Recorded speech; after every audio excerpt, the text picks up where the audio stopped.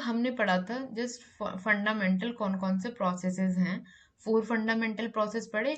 अब specific पीडोजेनिक process पढ़ेंगे कि क्या कौन कौन से स्पेसिफिक पीडोजेनिक प्रोसेस हैं जो कि सॉइल को फॉर्म कर रहे होते हैं। तो हम स्टार्ट करते हैं। सबसे पहला स्पेसिफिक पीडोजेनिक प्रोसेस में कैल्सिफिकेशन एंड जिप्सिफिकेशन। इसमें आगे बहुत सारे स्पेसिफिक पीडोजेनिक प्रोसेस हैं, जिसमें सबसे पहला ये है। ठीक है, हम पॉइंट टू पॉइंट बात करेंगे, ठीक है, तो ज्यादा हमें समझ में आएगा। तो सबसे पहला पॉइंट है कि इसमें जो होता है, इस प्रोसेस में एक्यूमुलेशन होता है मिनरल्स का। मतलब मिनरल्स आते हैं और एक साथ इकट्ठा होते हैं और वो सॉइल बना लेते हैं। और ये प्रोसेस हमारा कहाँ मिलता है? हमें एरिड और सेमी एरिड रीजन्स में। मतलब एरिड और सेमी एरिड रीजन्स होंगे, वहां पे हमें ये कैल्सिफिकेशन और जिप्सिफिकेशन प्रोसेस हमें देखने को मिलेगा। तो वहां पे सबसे पहला आता है कैल्सिफिकेशन। कैल्सिफिकेशन क्या होता है? कैल्शियम कार्बोनेट का एक्यूमुलेशन होना। CaCO3 को हम क्या बोलेंगे? Calcium carbonate. यहाँ पे क्या होता है? एक्यूमुलेशन होता है कैल्शियम कार्बोनेट का, तो उसे ही हम बोल देते हैं कैल्सिफिकेशन। दूसरा आता है हमारे पास जिप्सिफिकेशन। जिप्सिफिकेशन में क्या होता है? जिप्सम का एक्यूमुलेशन होना, जो कि होता है CaSO4.2H2O। तो इसका एक्यूमुलेशन होना उसे जिप्सिफिकेशन कहेंगे, और कैल्शियम कार्बोनेट का एक्यूमुलेट होना कैल्सिफिकेशन कहेंगे। अभी कैल्सिफिकेशन में ये कैल्शियम कार्बोनेट आता कैसे है? ये इसमें हमारा ये एक्यूमुलेट कैसे हो जाता है, इसे थोड़ा सा समझ लेते हैं। अगर समझना चाहो तो समझ लो, वरना स्किप भी कर सकते हो नेक्स्ट पार्ट पे। तो हमारा कैल्सिफिकेशन में क्या होता है?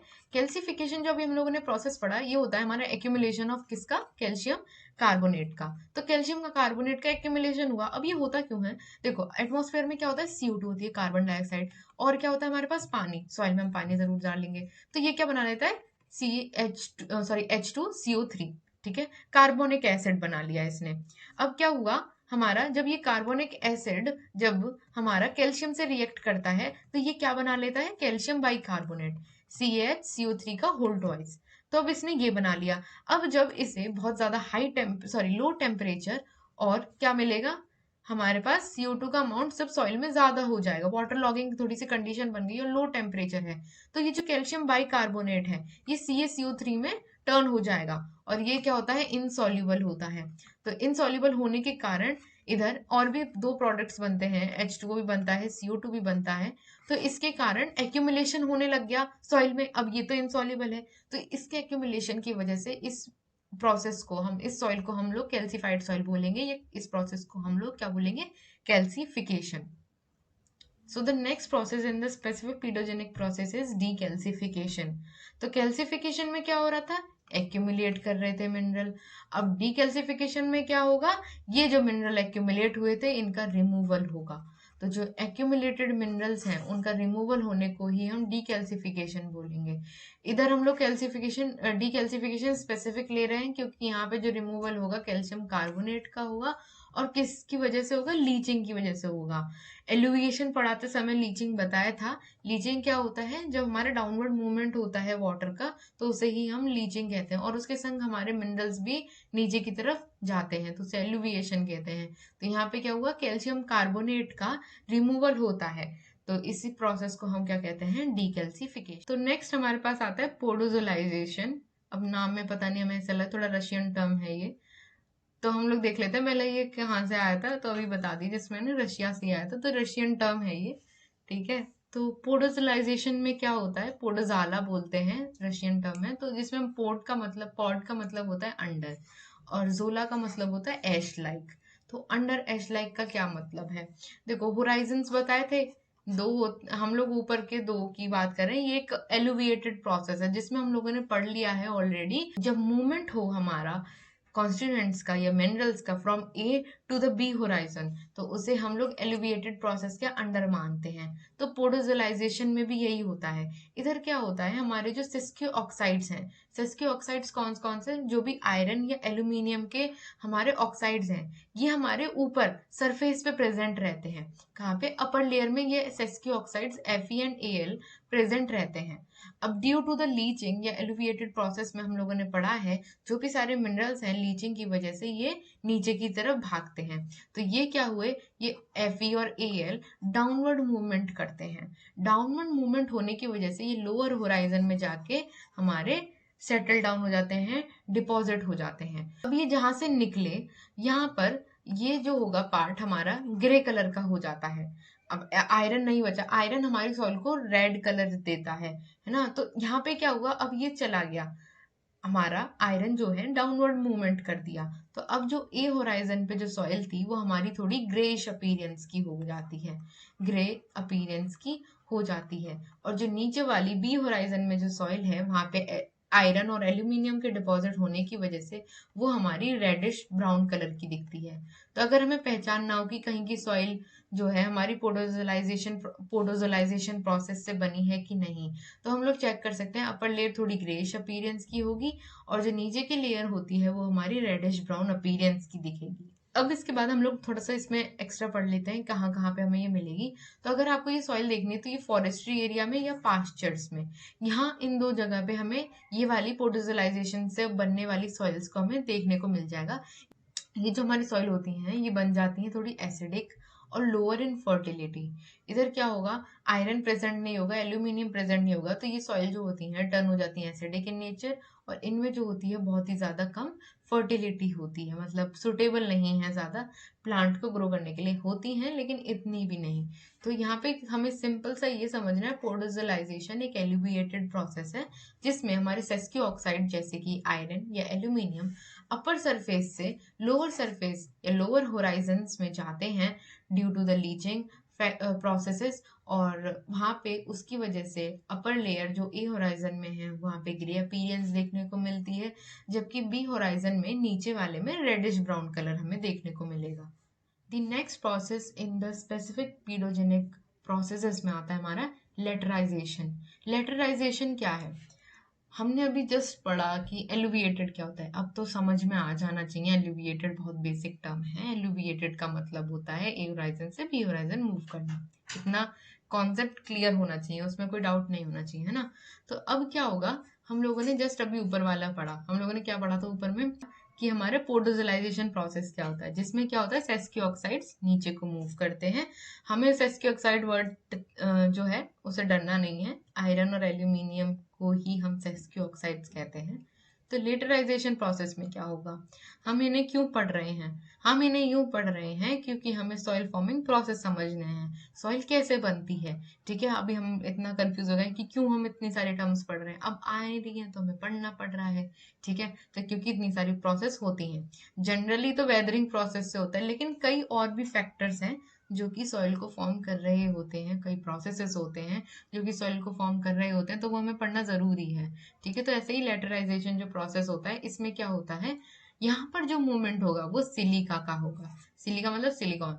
ठीक है, तो यहाँ पे जो रिमूवल हुआ सिलिका का हुआ अपर लेयर से लोअर लेयर की तरफ, मतलब ए होराइजन से बी होराइजन में हमारा सिलिका का रिमूवल होता है इनटू द लोअर लेयर्स। यहाँ पे अब सिलिका का ही हो रहा है तो कौन बच जाएगा, दो सदस्य हैं सिलिका और सेस्कियो ऑक्साइड्स, तो एक जा रहा है नीचे वाले फ्लोर पे, तो कौन बचा ऊपर, सेस्कियो ऑक्साइड्स बचे कि नहीं बचे, तो वहां पे सेस्कियो ऑक्साइड्स बच जाते हैं, मतलब Fe और एल्यूमिनियम, और नीचे कौन से चले गए हमारे सिलिकॉन। अब क्या होता है लेटर, लेटर जो वर्ड होता है इसका मतलब होता है ब्रिक। ब्रिक मतलब ईंट, मतलब बहुत मजबूत होगा।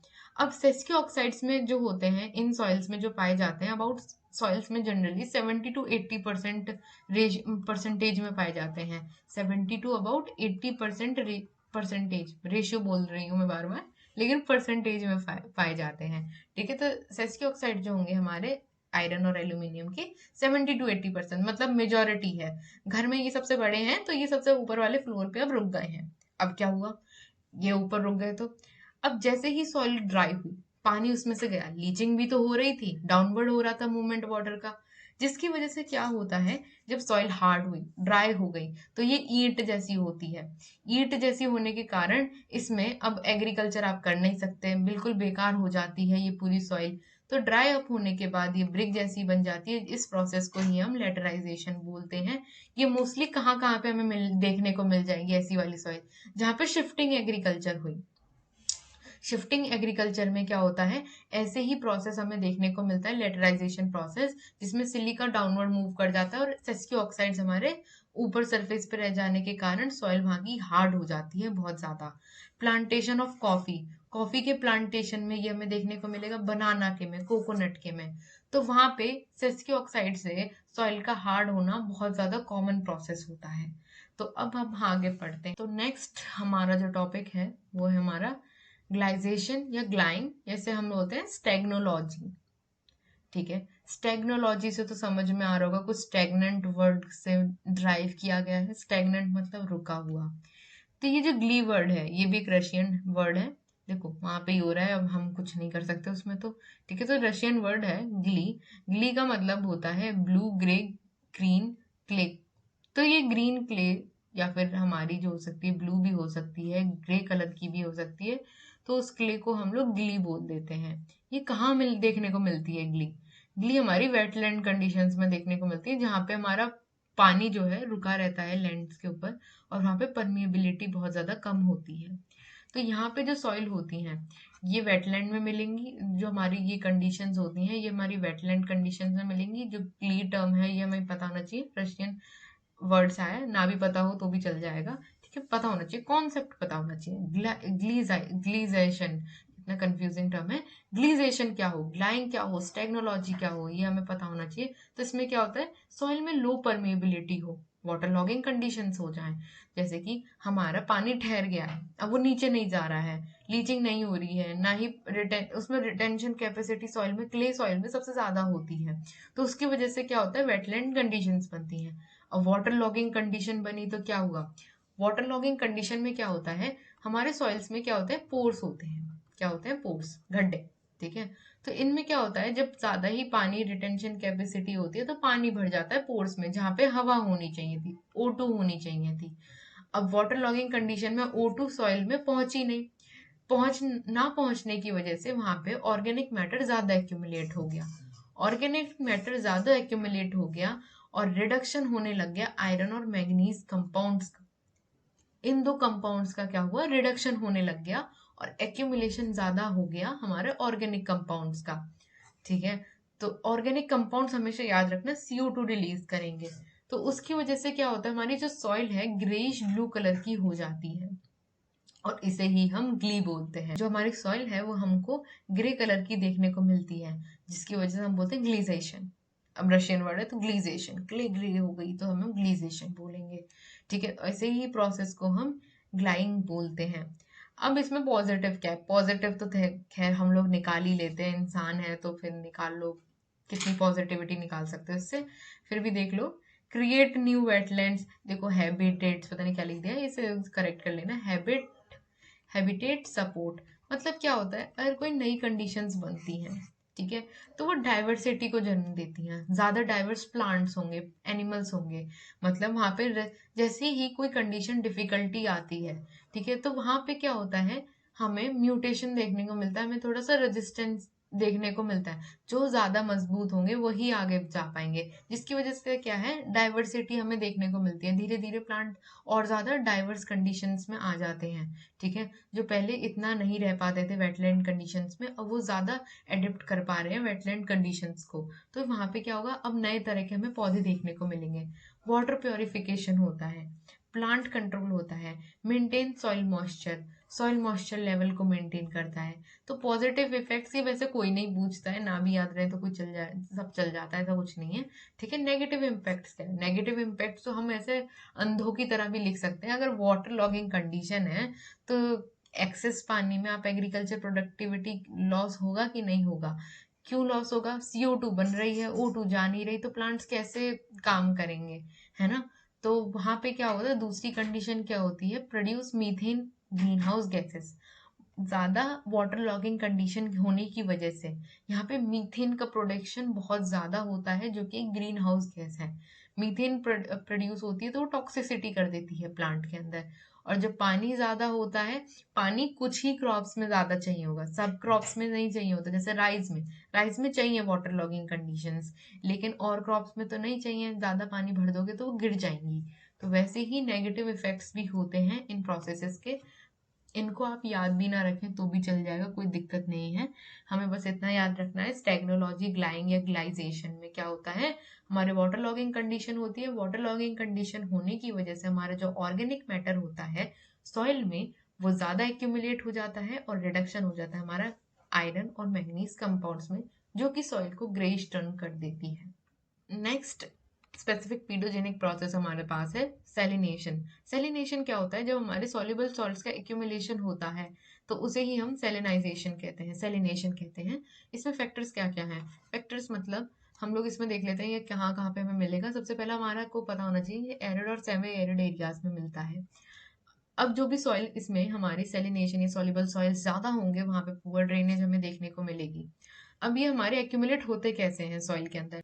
जो हमारी पुरानी लेक्स होती हैं, ओल्ड लेक्स, वहां पे जब पानी इवेपोरेट कर जाता है तो नीचे जो रेस्ट बचता है वो हमारी सॉल्युबल सॉल्ट्स होते हैं, जो कि अब वहां पे सरफेस पे एक्यूमुलेट हो जाते हैं, तो वो सॉइल को सेलिनेट करते हैं। सेलिनेशन वाली सॉइल कही जाती है वो। सेलिनेशन जब हमारे इरिगेशन वाटर में जब हमारा सॉल्युबल सॉल्ट का कंटेंट ज्यादा होता है तब भी हमारी सॉइल जो होती है सेलिनेशन की तरफ बढ़ रही होती है, क्योंकि वहां पे अब सॉल्ट जो होते हैं ज्यादा एक्यूमुलेट कर जाएंगे। लोअर टोपोग्राफी, जहाँ पे हमारा टोपोग्राफी पहले ही बता रखा है ना, तो उसमें क्या होता है अगर लोअर टोपोग्राफी है तो ऊपर से वॉश आउट होके सारे मिनरल्स जो भी हैं सॉल्युबल सॉल्ट्स नीचे की तरफ एक्यूमुलेट हो जाएंगे। तो यहाँ पर भी हमारा फैक्टर्स यही हैं कि हमारे सेलिनेशन होता कैसे है, कहाँ पे होता है और ये क्यों होता है। तो कहाँ पे होता है? सेमी और एरिड एरियाज में होता है, पुअर ड्रेनेज की वजह से होता है, और ये अदर रीजंस हैं, जैसे कि हम लोग इरिगेशन वाटर में सलाइन कंटेंट ज्यादा हो, लोअर टोपोग्राफी हो हमारे लैंड की, ओल्ड कोई लेक हमारी सूख गई है तो उसमें जो सरफेस होता है उसमें सॉल्युबल सॉइल्स का कंटेंट ज्यादा होता है। तो इसी प्रोसेस को हम बोलते हैं सेलिनेशन। अब हमारे पास नेक्स्ट प्रोसेस आता है स्पेसिफिक पीटोजेनिक प्रोसेस में, सोलिनाइजेशन, या इसे हम बोलेंगे एल्कलाइजेशन।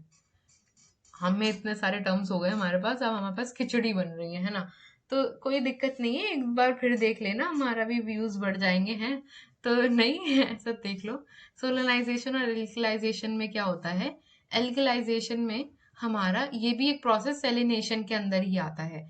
अब इधर जो एक्यूमुलेशन हो रहा है, कुछ ये इधर ध्यान देने की जरूरत नहीं है, इतना बड़ा क्या लिखा हुआ है, बिल्कुल कुछ कॉन्सेप्ट इतना हार्ड नहीं है।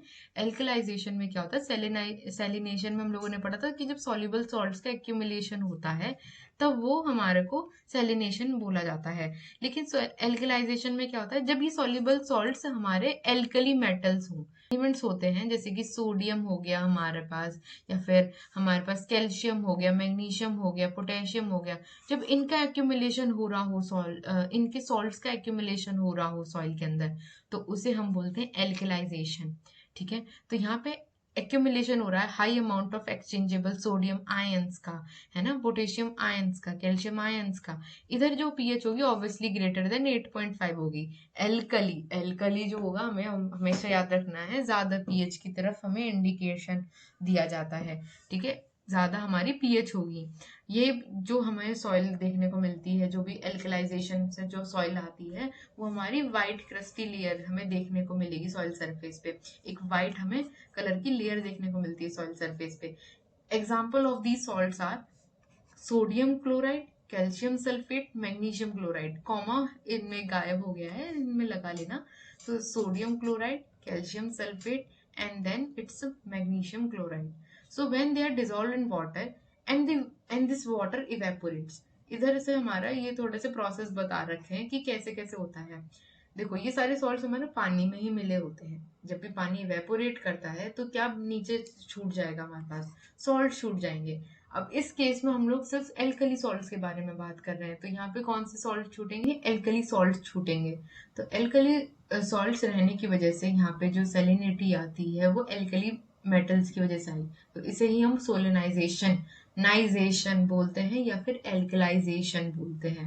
ठीक है, ये सेलिनिटी अगेन सेलिनिटी का ही एक सब टाइप है, और यहाँ पे जो इसकी वजह से सॉइल की फर्टिलिटी और ग्रोथ दोनों पे ही अफेक्ट बहुत ज्यादा होता है।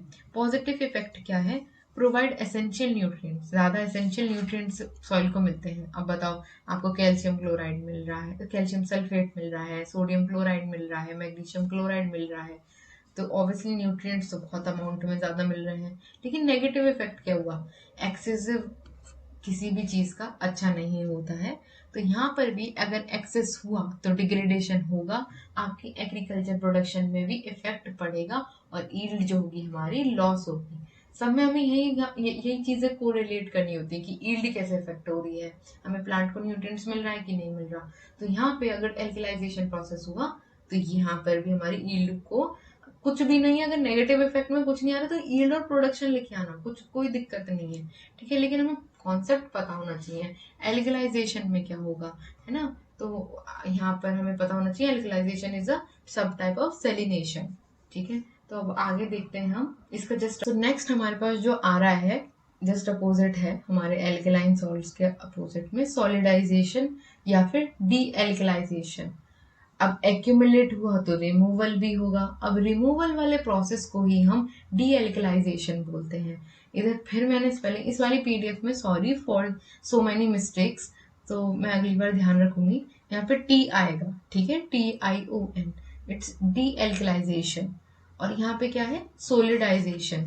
अब क्या होता है, एल्कली सॉल्ट्स का रिमूवल होना, सोडियम का सॉइल से रिमूवल होना, उसी ही प्रोसेस को हम डी एल्कलाइजेशन बोलते हैं। इसकी वजह से क्या होता है, सॉइल लेस बेसिक बनेगी। अब पीएच हम लोगों ने जस्ट प्रीवियस वाली स्लाइड में देखा कि 8.5 से पीएच जो थी ज्यादा थी। अब क्या होता है, जब हमारे सॉल्ट्स का इधर एल्कली मेटल्स का रिमूवल होगा तो एल्कली मेटल्स का रिमूवल होने की वजह से जो पीएच थी वो घटने लगेगी। पीएच स्केल पता होना चाहिए आप लोगों को। पीएच स्केल जो होता है हमारा 0 to 14 स्टार्ट होता है, 7 हमारा न्यूट्रल माना जाता है, ठीक है। अगर 0 to 7 के बीच में है तो ये एसिडिक कंडीशन मानी जाती है ना। और यहाँ से हमारा बेसिक कंडीशंस मानी जाती हैं। तो हमारी जो एल्कली मेटल्स हैं, जो हमारे एल्कलाइन सॉल्ट्स आ रहे हैं, ये 8.5 समथिंग में पड़ रहे हैं, तो ये कैसे हो जाएंगे, बेसिक। अब हमें बेसिक नहीं करने, डी एल्कलाइजेशन प्रोसेस हो रहा है। ये सारे मेटल जो नॉन मेटल्स हैं, जैसे सोडियम हो गया हमारे, तो ये सारे क्या हैं, अब रिमूव हो रहे हैं। तो रिमूव होने की वजह से ये क्या होती है, सॉइल जो हमारी होती है बेसिक होती है एंड मोर एसिडिक की तरफ ये हमारी टर्न होने लगती है। This can occur due to the human activities using acidifying agents like sulfur or nitrogen fertilizers. ये किस वजह से होता है डीएल्कलाइजेशन प्रोसेस? एल्कलाइजेशन तो हमने पढ़ लिया है, सलाइन इरिगेशन वाटर यूज कर रहे हैं हम, ठीक है। ड्राई हो जाती हैं जब ओल्ड लेक्स, तो कई रीजंस होते हैं। तो ये हमारा डीएल्कलाइजेशन प्रोसेस क्यों हुआ? डीएल्कलाइजेशन जो प्रोसेस होता है वो हमारे, अगर हम लोग कुछ एसिडिफाइंग एजेंट देखते हैं जैसे कि सल्फर या फिर नाइट्रोजन हमारे फर्टिलाइजर में ज्यादा होते हैं, तो ये हमारी सॉइल को एसिडिक बनाते हैं, जिसकी वजह से ऑटोमेटिकली एल्कलाइन हमारा कंटेंट कम होने लगता है और सोडियम और सॉइल में हमें कम देखने को मिलेगी और हमारी सॉइल जो होती है लेस बेसिक में टर्न होने लगती है। तो अब आप खुश हो जाइए, ये सेकंड लास्ट स्लाइड है, ठीक है। स्पेसिफिक पीडोजेनिक प्रोसेस में पीडोटर्बेशन। पीडोटर्बेशन क्या है? जब हमारी पीडोटर्बेशन मतलब, टर्बेशन मतलब होता है टरबाइन जैसे हमारी घूमती है तो सब अंदर जो भी है वो मिक्स होने लगता है। वैसे ही पीडो मैंने बताया था कि सॉइल के लिए बोलते हैं, तो इधर क्या होता है, सॉइल की मिक्सिंग होना। तो जब हमारी सॉइल की मिक्सिंग होती है तो हम उसे पीडोटर्बेशन कहते हैं। ये 3 तरीके से हो सकती है। सबसे पहला है हमारा फॉनल। फॉनल क्या है? फॉनल मतलब जो एनिमल्स कराएं, जैसे कि हमारे अर्थवॉर्म, टर्माइट्स, ये क्या होता है, सॉइल में प्रेजेंट होते हैं तो ये हमारी सॉइल को टर्न कर देते हैं। दूसरा होता है फ्लोरल। प्लांट्स में हमारे जो होते हैं पीडोटर्बेशन करते हैं। जब उनकी रूट्स अंदर जाएंगी तो ऑब्वियसली वो मिक्सिंग करेंगी सॉइल की, तो उसे पीडोटर्बेशन प्रोसेस कहते हैं। फिर थर्ड आता है हमारा आर्जिलेशन। आर्जिलेशन क्या है? टेंडेंसी होती है ये क्ले कंटेंट की तो shrink and swell dramatically to response to the soil moisture. Soil moisture के चेंज होने से जो हमारे क्ले की पार्टिकल्स की जो टेंडेंसी होती है श्रिंक कर जाने की और स्वेल कर जाने की, उससे हम लोग आर्जिलेशन बोलते हैं, और जिसकी वजह से मिक्सिंग होने लगती है हमारे सॉइल की। They observe a large amount of water and expand. This causes the cracks in the fissures. ठीक है, जैसे कि हमारा पानी भर गया सॉइल के अंदर, क्ले के अंदर पानी भर गया, तो इससे क्या होता है, हमारे जो पार्टिकल्स होते हैं सॉइल के वो होते हैं एक्सपेंड होने की वजह से ज्यादा एक्सपेंड होने लगते हैं, तो वहां पे क्रैक्स आने लगते हैं। तो इसमें हम लोगों ने लार्ज अमाउंट ऑफ वाटर जब हमारा भर जाता है तो एक्सपेंड होने लगे, स्वेल अप करने लगे, तो ये भी एक कॉज माना जाता है। Also known as the vertisols formation examples. हमारे ये वर्टिसोल्स जो होते हैं, आगे हम पढ़ेंगे वर्टिसोल्स क्या होते हैं, इसके फॉर्मेशन में भी मदद करते हैं। वर्टिसोल्स का एक मेन एग्जाम्पल है, जो हमारी कॉटन सॉइल होती है वो डीप ब्लैक कलर की देखने को हमें मिलती है। तो हमारा पीडोटर्मेशन प्रोसेस हमें वहां पे भी देखने को मिलता है वर्टिसॉल्स में। ये दी मिक्सिंग है, ठीक है, ये भी थोड़ी मिस्टेक हो गई है। तो मिक्सिंग ऑफ सॉइल को ही हम पीडोटर्बेशन कहते हैं। हमें याद रखना ये फॉनल से होती है, फ्लोरल से होती है और आर्जिलेशन से होती है। और आर्जिलेशन प्रोसेस क्या होता है, अचानक से श्रिंक कर जाना या स्वेल कर जाना सॉइल का in the different soil moisture conditions. तो इसे ही हम क्या कहते हैं, पीडोटर्बेशन process. The last process in the specific pedogenic process is argillation, जिसे हम बोलते हैं argillic horizon formation या clay translocation। तो ये तीनों प्रोसेस सिमिलर हैं, इनके डिफरेंट डिफरेंट नाम दिए गए हैं, ठीक है। तो ये प्रोसेस जस्ट हम लोगों ने ऊपर पढ़ा है अभी कि इसमें क्या होता है, क्ले का एक्यूमुलेशन होता है सॉइल होराइजन्स में, जिसकी वजह से यहाँ पे एग्रेलिक होराइजन फैक्टर्स फॉर्म होते हैं। मतलब यही है कि सॉइल जो होती है ड्रामेटिकली एक्सपेंड करती है और स्वेल करती है और श्रिंक करती है in different different soil moisture conditions. तो इसकी वजह से क्या होता है, कई एग्रेलिक होराइजन्स बन जाते हैं, जैसे कि यूटीसॉल्स, अल्फीसॉल्स, स्पोडोसॉल्स, अपर टू द लोअर, ये अपर से लेके लोअर की तरफ जाते हैं, ठीक है। तो यहाँ पे जो सॉइल फॉर्मेशन हो रहा है क्ले के एक्यूमुलेशन की वजह से डिफरेंट डिफरेंट होराइजन का फॉर्मेशन होता है, इस प्रोसेस को ही हम आर्जिलेशन या आर्जिलिक होराइजन फॉर्मेशन या क्ले ट्रांसलोकेशन कहते हैं। क्ले ट्रांसलोकेशन कहाँ हो रहा है, from upper two the lower layers इन सारी सॉइल्स का, जैसे अल्टी सॉइल्स हो गया, अल्फी सॉइल्स हो गया, स्पोडोसॉल्स हो गया। ये लास्ट के दो थोड़े कंफ्यूजिंग है, मैं मान रही हूँ, ठीक है। जैसे आर्जिलेशन हमें बस कुछ नहीं याद रखना, अगर आपका पानी आया तो आपका सॉइल पार्टिकल जो होता है स्वेल करेगा, और नहीं आया तो वो श्रिंक करेगा। अब ये जो प्रोसेस होता है क्ले में बहुत ज्यादा जल्दी जल्दी होने लगता है, ड्रामेटिकली होता है, ठीक है। थोड़े जो बोलते हैं ना ड्रामा करते हैं, एकदम से इमोशन इधर से उधर हो जाते हैं, तो वैसे ही हमारा क्ले होता है, बहुत ड्रामेबाज होता है। तो यहाँ पे जैसे सॉइल मॉइस्चर हुआ तो तुरंत श्रिंक करिए, स्वेल करिए, तो उससे क्या होता है, एक पॉइंट पे जाके वो क्रैक होने लगता है, फिशर्स का फॉर्मेशन होता है, और वहीं इसी प्रोसेस को हम आर्जिलेशन बोलते हैं, क्योंकि इसमें अब हमारा होराइजन का फॉर्मेशन होने लगता है। होराइजन के फॉर्मेशन की वजह से हमारी कई तरह की अदर सॉइल्स बनती हैं, जैसे अल्टीसॉल्स, अल्फीसॉल्स, स्पोडोसॉल्स। ये जो सॉइल्स मैं बोल रही हूँ ये सारी क्ले वाली, क्ले के सब टाइप्स हैं, हम लोग क्ले में पढ़ेंगे तो ये उसके टाइप्स माने जाते हैं। तो ये किस प्रोसेस से बनते हैं, आर्जिलेशन प्रोसेस से बनते हैं। तो यहीं पे हमारा स्पेसिफिक पीडोजेनिक प्रोसेस भी खत्म होता है। और तो ये जो पूरा हम लोगों ने स्टार्ट किया था वेदरिंग से लेके सॉइल फॉर्मिंग प्रोसेस आज हमारा खत्म हो चुका है। और अब हम नेक्स्ट में हम लोग देखेंगे सॉइल प्रोफाइल्स क्या होती हैं, सॉइल प्रोफाइल हमारी क्या है और वो कैसे बनेंगी। और इसमें हमें जो लेक्चर की पीडीएफ है, इसमें जो मैं लेक्चर की पीडीएफ है ना डिस्क्रिप्शन में दे दूंगी थोड़ा सा करेक्शन करके। और थैंक्स फॉर वॉचिंग।